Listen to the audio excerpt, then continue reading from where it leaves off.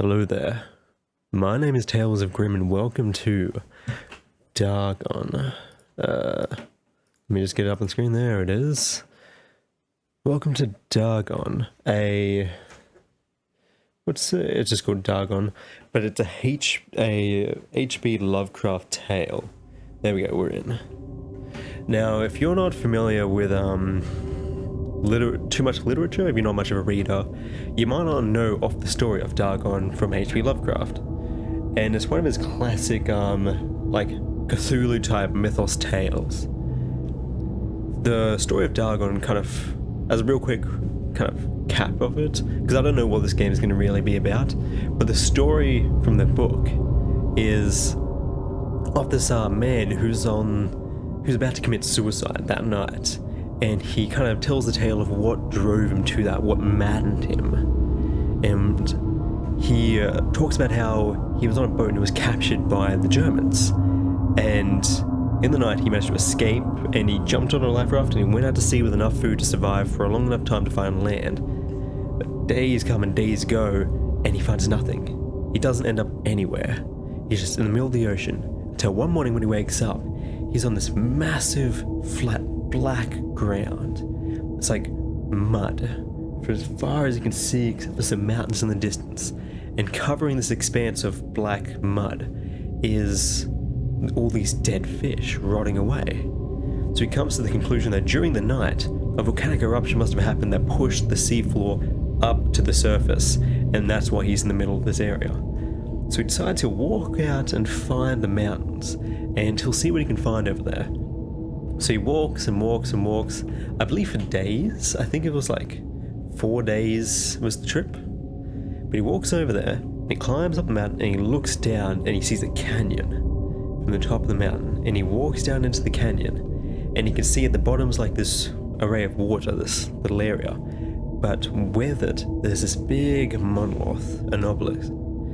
And he remarks that it must be man-made. There's something so strange about it, like its shape, how clean it is, that it can't be natural.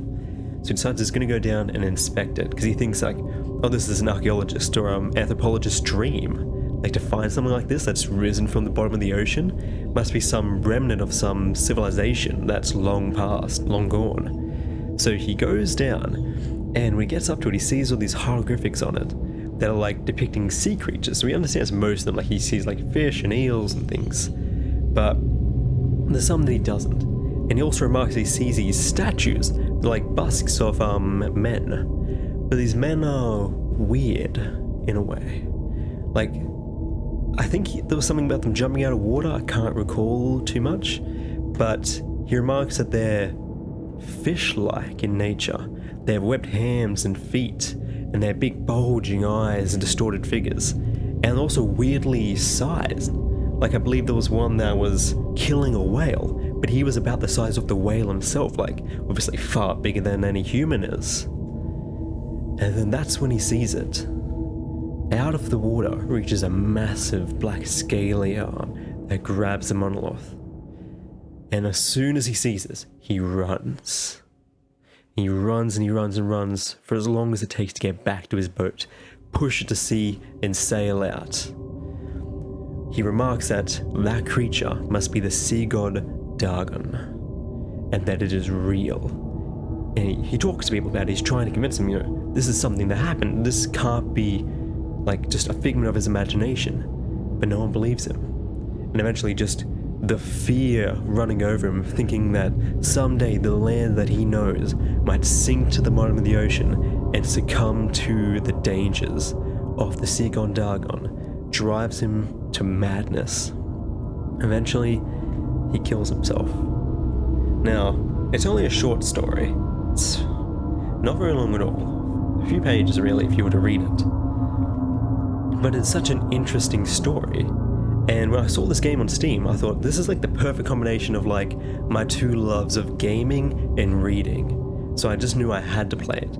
Now, I don't know what this game's gonna be about, really, because I didn't really look at the images, and the description was just like, this is just a telling of the story.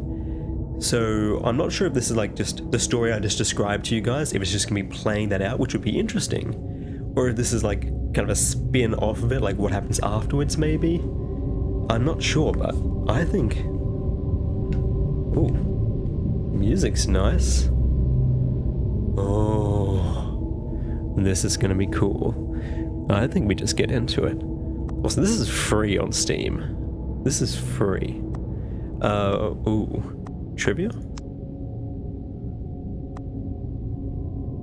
What's that? Little glass bottle DLC. I don't think I have any DLC, so... Dagon. Now, I don't actually know if I'm pronouncing that correctly, but Dagon is a faithful, interactive adaptation of the H.P. Lovecraft's work focused on story and atmosphere. You will not find difficult choices, action sequences, or inventory management here, and movement is limited to progressing through the locations along with the plot. Okay, so I'm guessing it is just the story itself. I am writing this under an appreciable mental strain, since by tonight I shall be no more.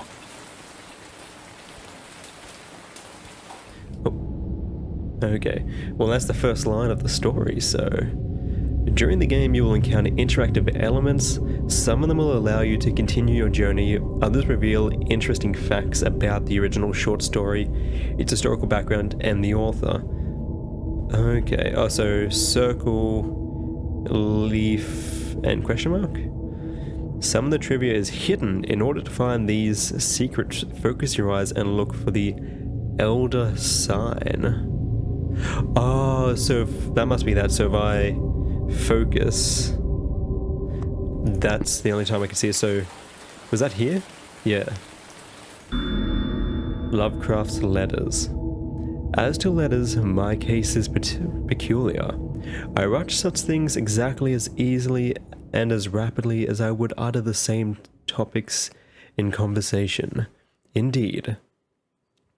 Epistolary expressions is with me largely replacing conversations, as my condition of nervous perspiration becomes more and more acute. I cannot bear to talk much now, and I am becoming as silent as the spectator himself. My loquacity extends itself on paper.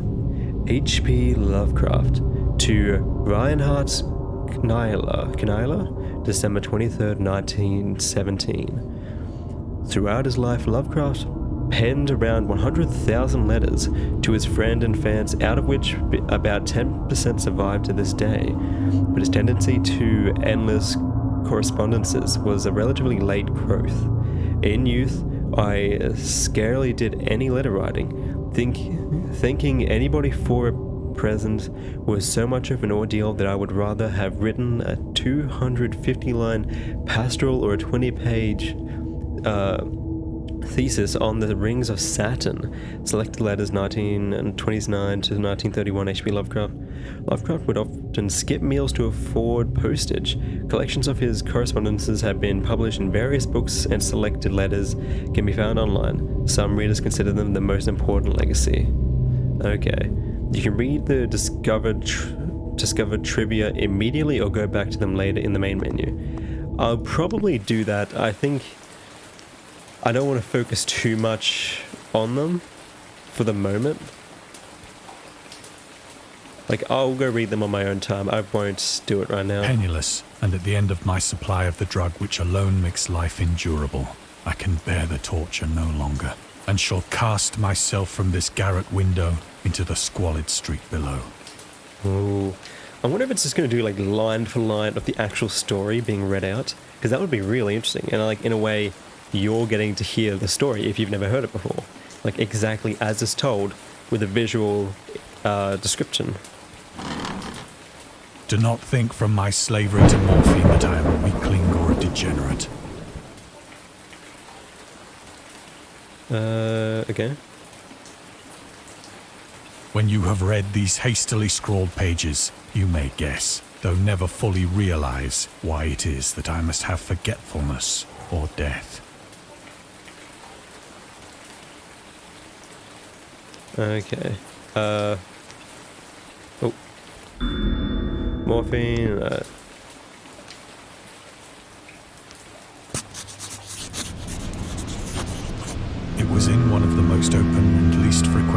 parts of the broad Pacific that the packet of which I was supercargo fell a victim to the German sea raider.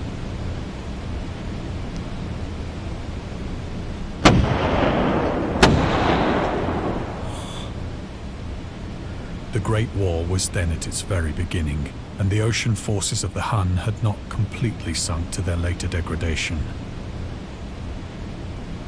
Okay. So that our vessel was made a legitimate prize, whilst we of her crew were treated with all the fairness and consideration due us as naval prisoners. This is so surreal, like, actually experiencing it. Like, I'm really liking the format of it, because as much as I would enjoy having a little bit of movement to go walk around, and like it does feel a little restricting to not even be able to step back, it's performing amazingly, like for a great story. And I love the voice acting, that's good. Okay. Now we escape. Oh, guess we're moving.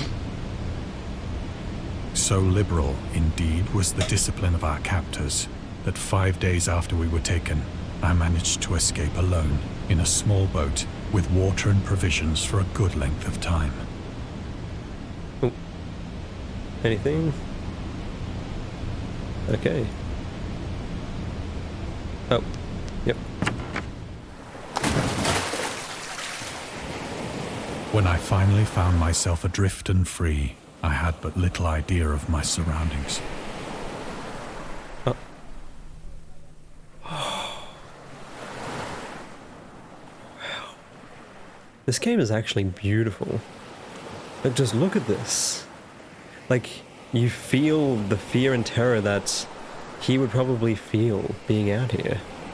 Like, imagine as far as you can see, nothing but earth curvature and waves. Terrifying stuff. Never a competent navigator, I could only guess vaguely by the sun and stars that I was somewhat south of the equator. Of the longitude, I knew nothing, and no island or coastline was in sight.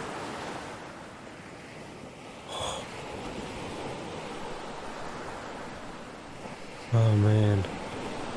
Nothing? Wouldn't mind a couple little bits.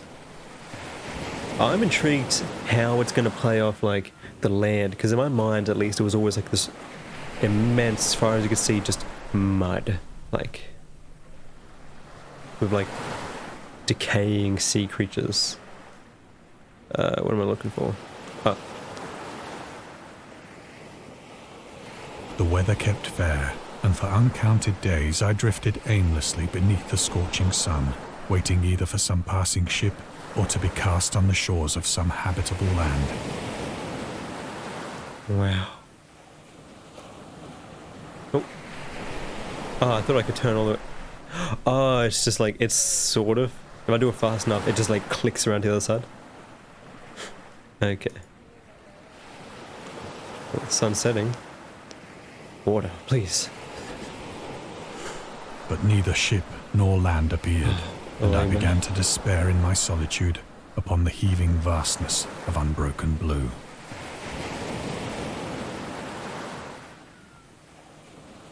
The change happened whilst I slept. Its details I shall never know, for my slumber, though troubled and dream-infested, was continuous.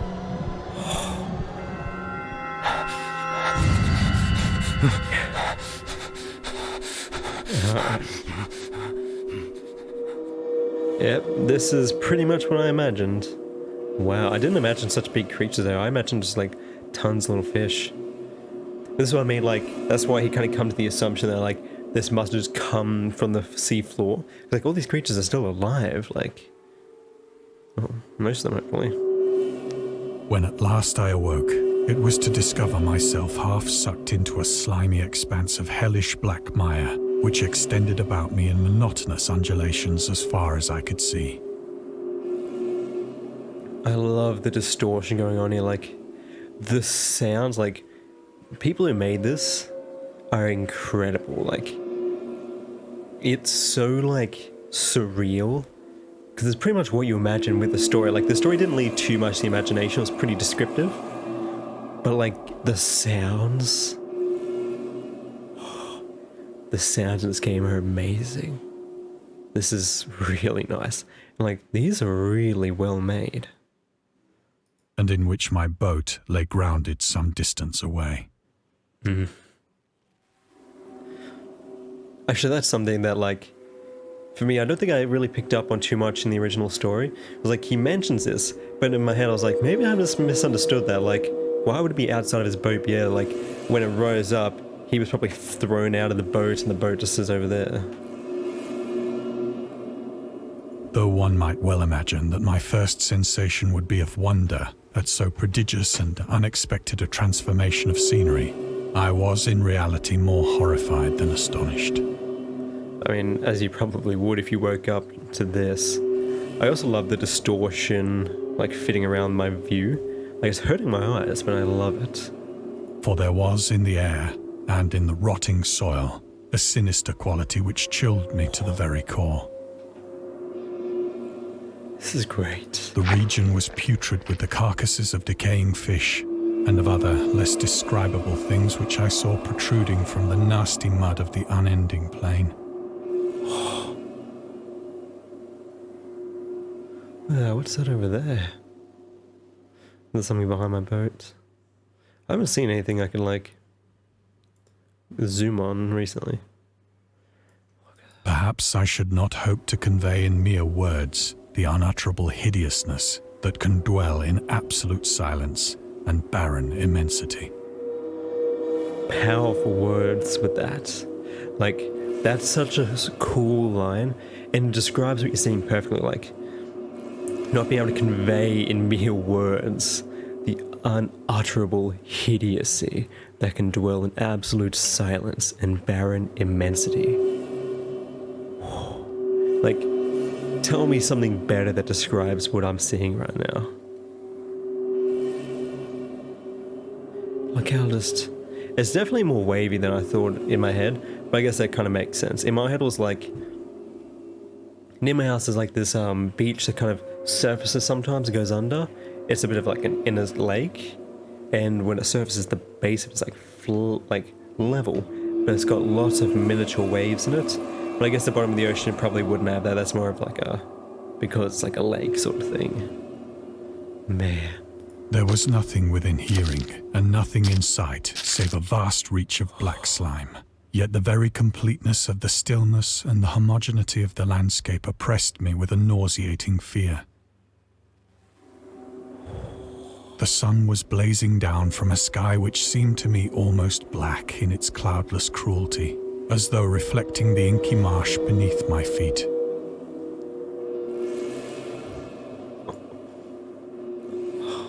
Okay, let's go over to the boat. As I crawled into the stranded boat, I realized that only one theory could explain my position.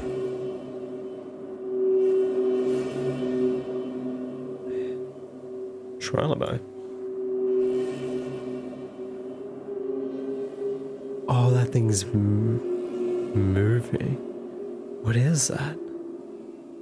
Through some unprecedented volcanic upheaval, a portion of the ocean floor must have been thrown to the surface, exposing regions for which innumerable millions of years had lain hidden under unfathomable watery depths. So great was the extent of the new land which had risen beneath me that I could not detect the faintest noise of the surging ocean, straining my ears as I might. This would be such a terrifying situation to be in. Like, waking up here, and the sounds would be so interesting, because like the lack of sounds, like he's describing, like, because I'm hearing something now which is adding atmosphere to it, which is intense and cool. But imagine it, like, you would probably only hear faint wind, because like the ocean's so far away, you wouldn't hear any of that. You would hear just like maybe creatures moving and wriggling. And look at that, like, that, if that doesn't scream like Lovecraftian horror, that nothing does. Look at it. Oh, I don't know what that is. I can't see it very well, but I'm assuming like its size. It must be some form of like whale or something. But it's also very jelly-like. Nor were there any seafowl to prey upon the dead things. Well, that's true, because we're in the middle of the ocean, like, nothing for ages. There wouldn't be birds or anything over here. It would be barren. There'd be no creatures at all. Imagine. I also love it, the way it's, like, changed around the text now. Wait. Now can I find anything?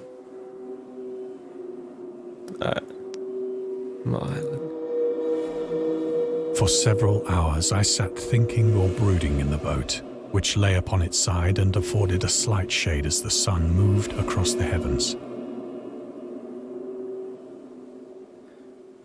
As the day progressed, the ground lost some of its stickiness and seemed likely to dry sufficiently for traveling purposes in a short time. I guess that's the thing, like, all these creatures are so stuck into the earth. If you tried walking too far, it's entirely possible you'd just sink. Like, it would be actually dangerous. I don't know what that thing is. That night I slept but little, and the next day I made for myself a pack containing food and water, preparatory to an overland journey in search of the vanished sea and possible rescue. What a terrifying situation. And being here for days, like, wandering and waiting. Okay, let's grab our stuff. On the third morning, I found the soil dry enough to walk upon with ease.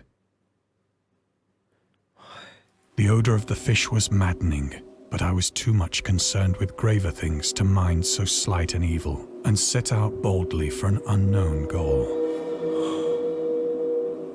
That's kind of beautiful in like a dystopian, like horrific way. Like, just the description of the land we're in, and like how the only thing on his mind is like finding something, anything. For as far as you can see, it's the same thing that's dreading, like not being able to move through the land, the odorous smell of things rotting all around you. Fish things too, like, I don't know if you, I'm not a big fish person, like the smell of fish just, ugh. And just wandering aimlessly, hoping for anything. I wouldn't have walked over that. I probably would have walked around, but you know. All day I forged steadily westward, guided by a faraway hummock which rose higher than any other elevation on the rolling desert. What are these things? So rocks are appearing now. What is that? I have no clue what that would be. I'm assuming it's a made-up creature, like, it's not a real thing. Then again, it could be real. One more reason to never go in the ocean, right? My goodness. Okay, let's get up here. This would be terrifying and horrible, but... Whale! Is this like a crab? This would be terrifying and like absolutely disgusting and horrifying, and I'd hate it. But in a weird way, I wouldn't like hate like this. Like, there's something about like discovery, like being completely lost and not knowing where you are, but the feeling of like you're the first person to ever experience this, like you're discovering something brand new, like that feeling must be incredible. Like, if anything, I would imagine that's what allows a person to survive in a situation like this, like the drive to discover where you are. Like, I don't know, like, as bad as the situation would be, like, looking from an outside perspective in, if you were in the situation, there'd be a certain drive keeping you going. Like, at least if you're me, like, I can just feel myself, like, wanting to know where I am. What is this place? Being able to tell my story, like, or write it down in the future. Discover all the secrets this place has to hide. That night, I encamped. and on the following day still travelled toward the hummock, though that object seemed scarcely nearer than when I had first espied it. What are they? Giant worms. Ugh. Oh. Yeah. Oh, I found something at least. Okay, let's go.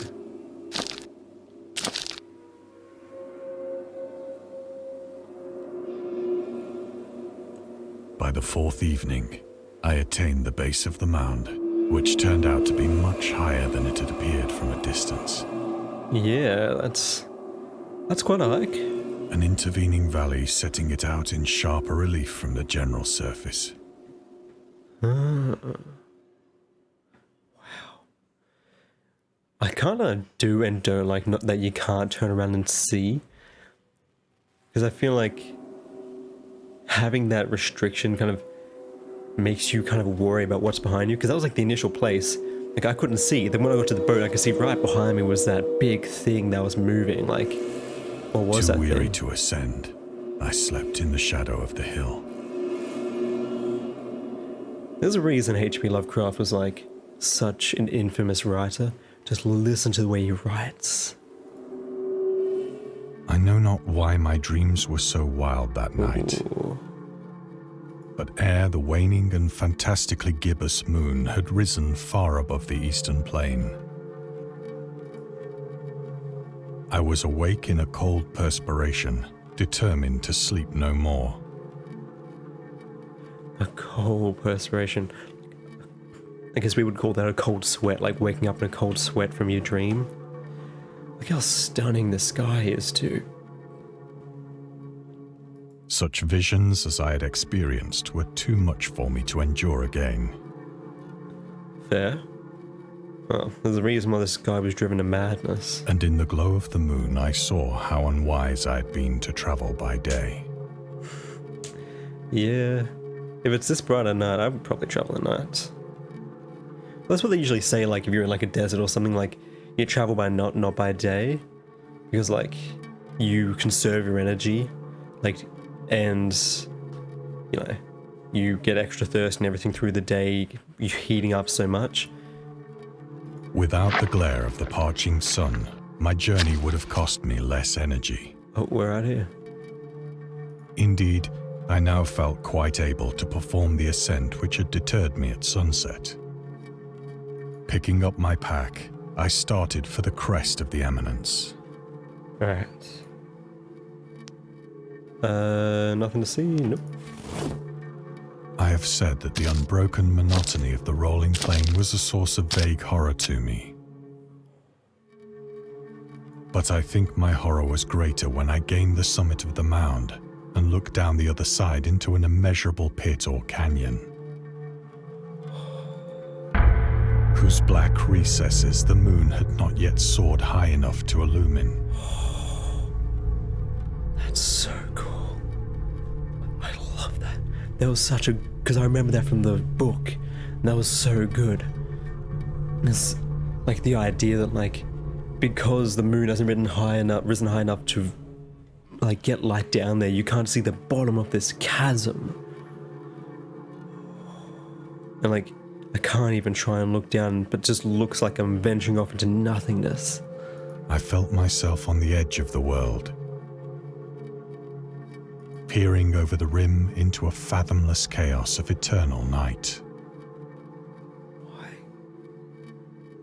My lord. Through my terror ran curious reminiscences of Paradise Lost,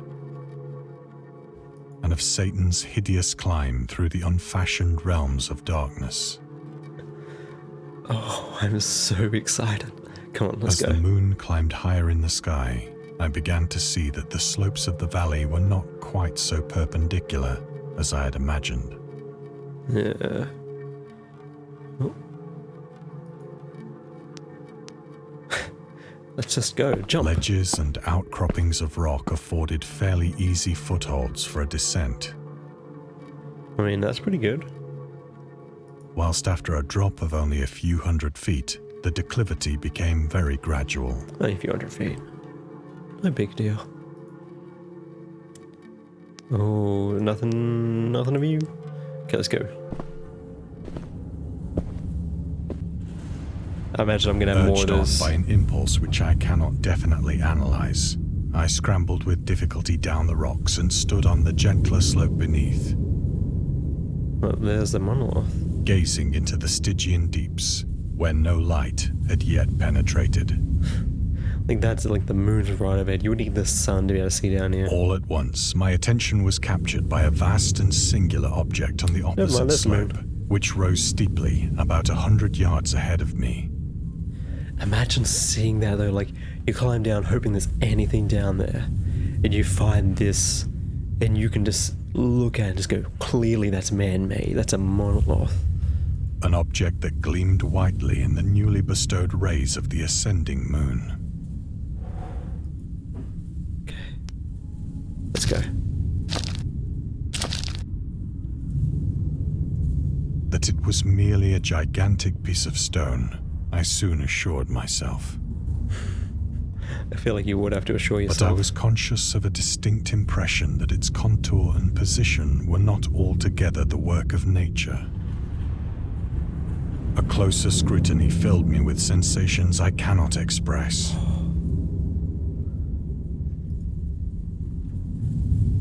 Alright. Let's go. For despite its enormous magnitude, and its position in an abyss which had yawned at the bottom of the sea since the world was young, That's the other part of it, like, if you were to see something like this, you would just have to, you know, come to the understanding, the realization that if you're right, that this whole land that just suddenly appeared there in the middle of, which the only way you can fathomably reason could be is because it was the bottom of the ocean was brought up by a volcano. So this was here for as long as the ocean has been here, essentially.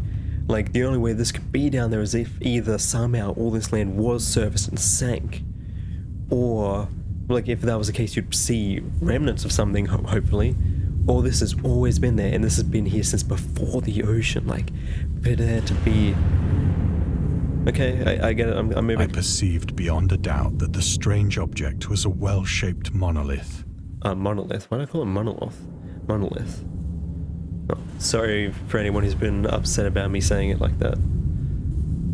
Like, to find something like this, like, it would be so bizarre. It'd be like coming down here and finding Atlantis. Like, you would have made one of the greatest discoveries of all time, like, be able to prove something, or like, it would change how we understand history as we know it if something like this could exist. Whose massive bulk had known the workmanship and perhaps the worship of living and thinking creatures. Dazed and frightened, yet not without a certain thrill of the scientist's or archaeologist's delight, I examined my surroundings more closely. You give me a cue, or... okay. Look, there's the mountains we climbed down. Okay, let's go. That's right, I forget this is all happening at night, so when he sees The all moon, this stuff... now near the zenith, shone weirdly and vividly above the towering steeps that hemmed in the chasm. This made more terrifying that's at night, like, because I'm imagining when we see the hand. Like, there's no way. Okay. This is definitely different than I imagined it in my head, the story. But I'm also coming to the realization that I think there wasn't statues. I imagine there was like carved statues of these people. And I think they were carved into the monolith. And revealed the fact that a far-flung body of water flowed at the bottom, winding out of sight in both directions and almost lapping my feet as I stood on the slope. Across the chasm, the wavelets washed the base of the Cyclopean monolith, Cyclopean. on whose surface I could now trace both inscriptions and crude sculptures.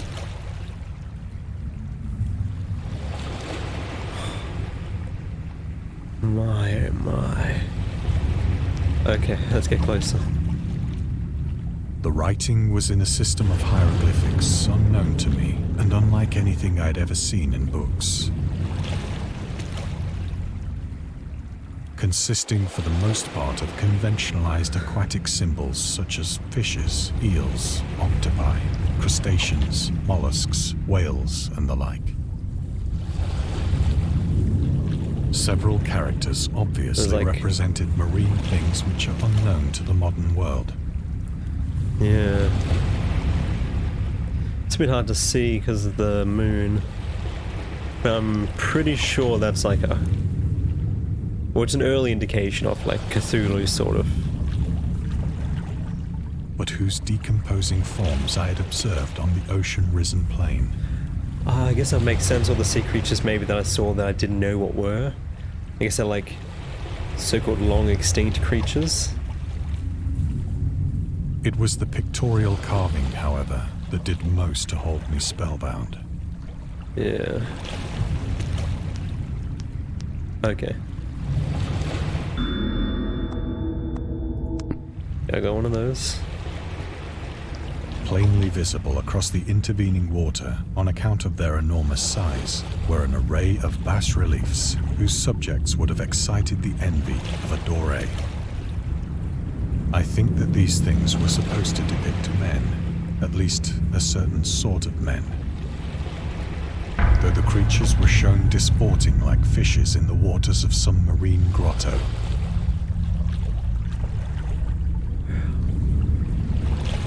Imagine discovering something like this. Because like it's like yeah, so this monolith from the depiction would have been under the ocean and is being like used as worship by the fish people, like,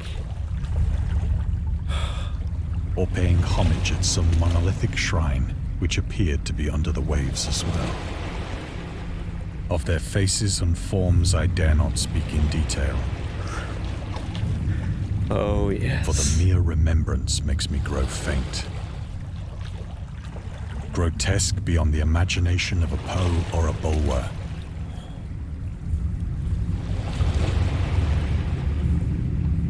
They were damnably human in general outline, despite webbed hands and feet, shockingly wide and flabby lips. Glassy, bulging eyes, and other features less pleasant to recall. I also like that they've got like 4 different kind of interpretations, which adds like different levels. Like you could say like these are all like the different kinds of creatures, or like maybe even they got like 4 people to read the description and draw what they imagine, and this is what it came out as, which is really interesting. Just kind of pick your own like interpretation of what these sea creatures' faces would look like by the writing. Curiously enough, they seem to have been chiseled badly out of proportion with their scenic background. For one of the creatures was shown in the act of killing a whale, represented as but little larger than himself. Imagine that. So these things would have been huge, like a whale, like massive creature, like a blue whale is like the biggest creature on Earth, isn't it? They see this creature with its tail curled like if it was out swimming. Imagine seeing something like that, like the size of a whale but humanoid, with massive fins and grotesque faces. Like, it's a terrifying thing to think about. I remarked, as I say, their grotesqueness and strange size, but in a moment decided that they were merely the imaginary gods of some primitive fishing or seafaring tribe. I guess that's how you would have to interpret it. Like, if you've never experienced anything like this in your life, like, you know, if we were to see something like this in our own lives, like, you know, things like this don't exist. So we would have to interpret it like, this must have been like their tribal god or something. Some tribe whose last descendant had perished eras before the first ancestor of the Piltdown or Neanderthal man was born. Oh, yeah. Awestruck at this unexpected glimpse into a past beyond the conception of the most daring anthropologist, I stood musing whilst the moon cast queer reflections on the silent channel before me. Then, Suddenly, I saw it. Okay. Oh. With only a slight churning to mark its rise to the surface, the thing slid into view above the dark waters. Polyphemus-like and loathsome, it darted like a stupendous monster of nightmares to the monolith, about which it flung its gigantic scaly arms, the while it bowed its hideous head and gave vent to certain measured sounds. Look how big this thing is. But there's another nil to my reading of the story beforehand, because I thought I remembered it's just its arm reaching out of the water to it, but I guess not. So like it actually came out of the water. Like, look how big this thing is. Like, I'm assuming we're maybe even the size of just like its calf sort of area, like the top of its calf, but that even might be a stretch. It's massive. The sounds it makes, but it's definitely humanoid, and this one has legs, while the pictures on the thing kind of interpreted it more in having like fins as feet, like more of a mermaid. Who knows? Oh. I think I went mad then. Of my frantic ascent of the slope and cliff, and of my delirious journey back to the stranded boat, I remember little. Okay. Ooh. Okay, let's go.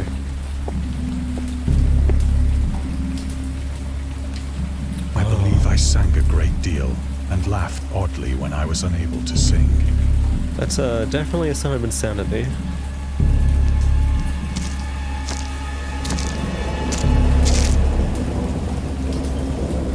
I have indistinct recollections of a great storm sometime after I I think reached it's not the breathing boat. anymore. Oh, nothing's alive anymore.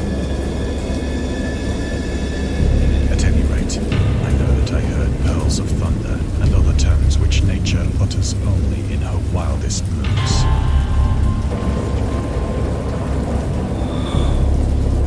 Oh, I'll sleep. When I came out of the shadows, I was in a San Francisco hospital. Brought thither by the captain of the American ship which had picked up my boat in mid-ocean. Delirious, but free. In my delirium, I had said much, but found that my words had been given scant attention. I mean, yes, if they pulled you out of the ocean, just a man that they are surprised is even alive, and in his restless sleep, he's saying delirium about monsters and a monolith, I would probably not pay too much attention. I'd say he's having a nightmare. Wow. Of any land upheaval in the Pacific, my rescuers knew nothing. That's it. Nor did I deem it necessary to insist upon a thing which I knew they could not believe. Yeah, I mean, that's kind of wise. I'd definitely throw you straight in the insane asylum if you were just like, it's real, I swear, there's big monsters and monoliths and this massive land in the middle of the ocean you must find.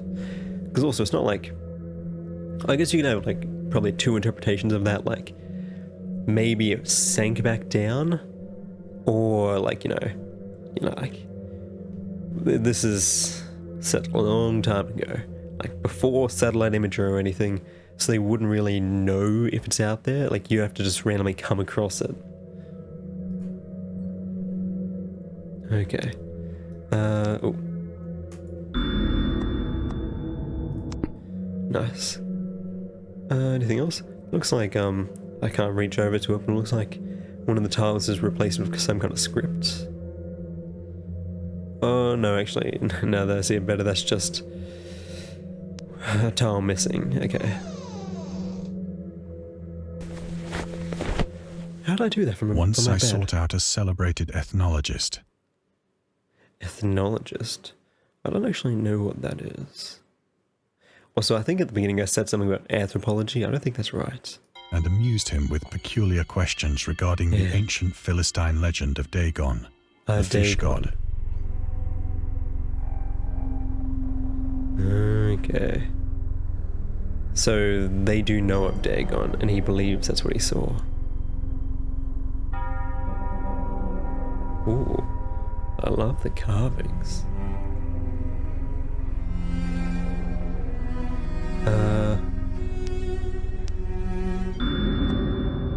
I'm gonna read this one because I feel like it's kind of important to it.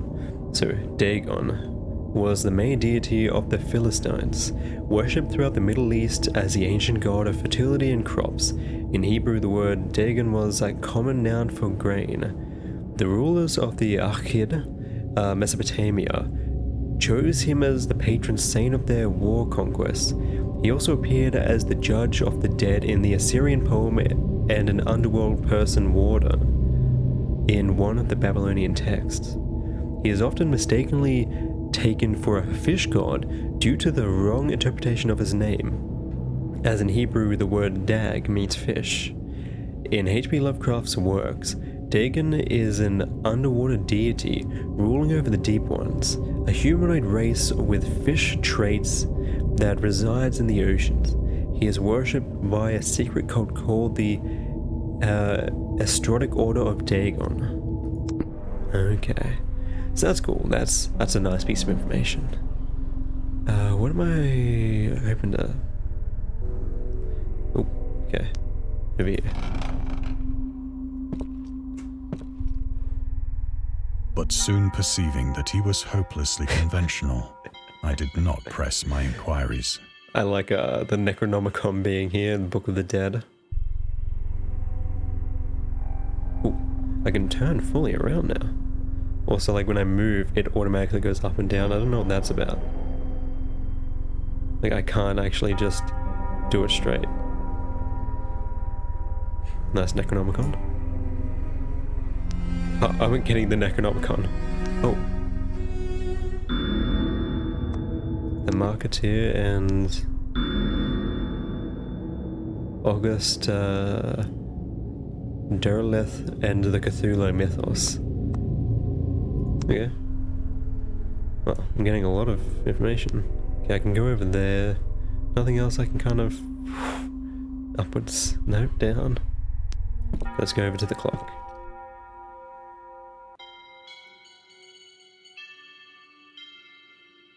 Bust. Nothing over here? Then why'd I come here?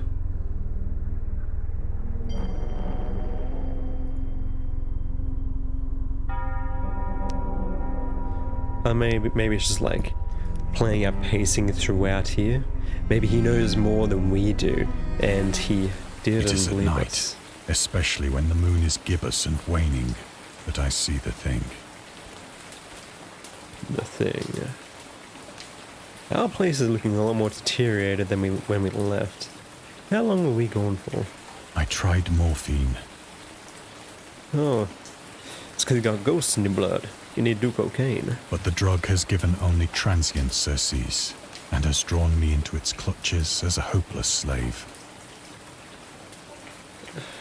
Don't do drugs, kids. So now, I am to end it all, having written a full account for the information or the contemptuous amusement of my fellow men. That's such like a hard-hitting line, like the fact that what he saw literally has driven him to madness, and to the point that, like, you know, his choices are either to become a slave to substance abuse or kill himself. So he's decided to end it all and write down all of his findings, in the hopes that someday it could be of use. But knowing that the full accounts of information could be used as contemptuous amusement by just people, that people would laugh at his works, laugh at the things that he saw that drove him to this madness.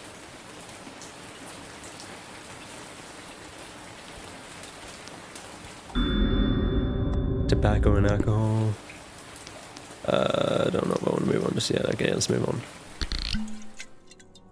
Often, I ask myself if it could not all have been a pure phantasm, a mere freak of fever as I lay sun-stricken and raving in the open boat, after my escape from the German man of war. This I ask myself, but ever does there come before me a hideously vivid vision in reply. Just grabs the boats. I cannot think of the deep sea without shuddering at the nameless things that may at this very moment be crawling and floundering on its slimy bed,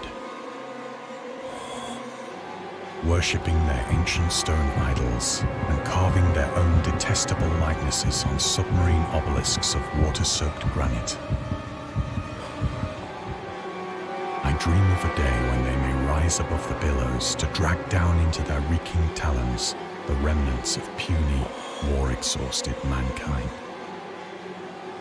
You see that thing? I thought that was just like a giant sea creature, but that was its leg falling behind. That was a humanoid sea creature. That was what the drawing of Dagon is. Dagon. That thing was massive. Like, that boat's probably like twice my height. Like, if I was to lay across it, and that was like not even its like heel. Or like this. That thing is massive. That's like terrifyingly big. Of a day when the land shall sink and the dark ocean shall ascend amidst universal pandemonium. My goodness. My lord. Okay.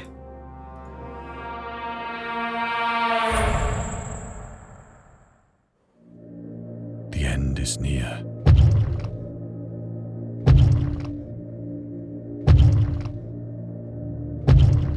Up against this door. Oh, is this gonna like flood inside? I hear a noise at the door, as of some immense slippery body lumbering against it.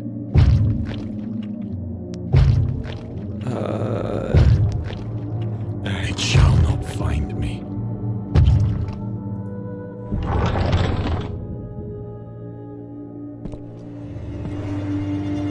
God, that hand!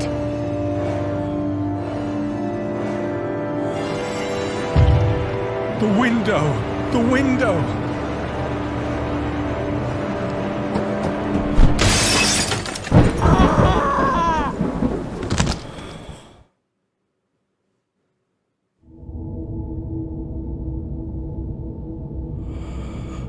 From madness to oblivion. My goodness. That's intense and awesome. We hope you enjoyed immersing yourself in our little pool of cosmic horror. Other games and DLCs, I will. My goodness. That is so cool. Like, you know, obviously, like, it's sad. Like, you know, I would feel the same way if I had known, like, with all my heart that those horrors were real and that one day they could come for us all. Like, I understand his feelings on that. Like, that's a terrifying prospect. Enough that you could be driven to madness and end your life. That's incredible. I love that so much. That was so cool. Man, that brings a whole nother level to the story. Like, this is a relatively short game. I took my time with it. You can probably finish it in like 40 minutes, about an hour in. But this is like a free game too. Go out there, play this game, immerse yourself in it. It doesn't take too much strain on your computer.